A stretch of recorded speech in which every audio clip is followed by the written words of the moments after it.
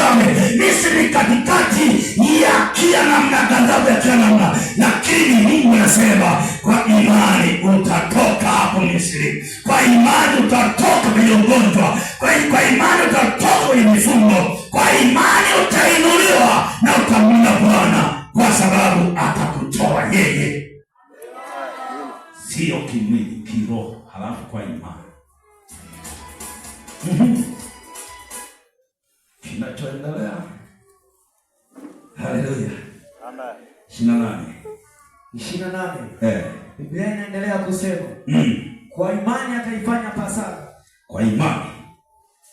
Kwa imani